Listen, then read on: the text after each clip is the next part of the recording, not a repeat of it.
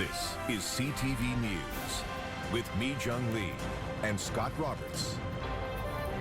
Good evening. We've heard the dire warnings that BC is on the brink of another spike in COVID cases, and health officials are pleading with us to do more. But now some are questioning if the BC NDP government itself is doing all it can to stop the spread. CTV's Binder Sudgeon has more on the fatigue and why the message may not be heard by those it's intended for.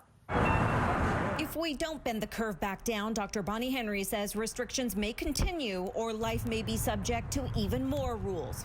It's our individual efforts now more than ever that will have the impact. For the next 2 weeks, I am asking you to do more. I think the vast majority of people are doing so much already. The Green Party leader says the government should look at what more it can do.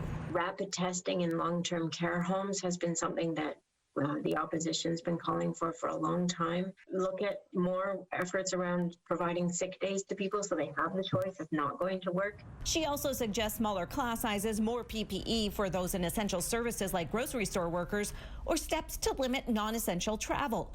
Manitoba introducing new travel rules days after BC rejected the idea. Anyone returning to Manitoba, including Western Canada, must self-isolate for a period of 14 days. A lot of people are getting tired of this thing. This psychology professor says if people aren't following guidance, dragons of inaction may be to blame. This notion of, why people don't do things that they think they should.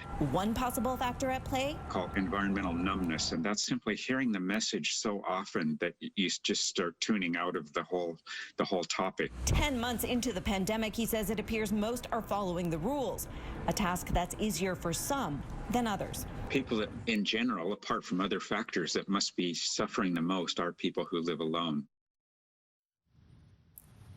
Is responding tonight to those who are asking, what more can I do when I'm already doing my best? She says for those people, try and help out and support those who may be wavering. And for those who continue to break the rules, she's hoping this will be their chance to join the effort to try and combat COVID-19. So, okay, Binder, what about fines for rule breakers? Yeah, the public safety minister was asked about this today, but he didn't give any indication that he was looking to increase those fines. He seemed to indicate he thinks it's working well and pointed out that the maximum penalty possible at this time is $10,000. Mi Jung? Thank you, Binder.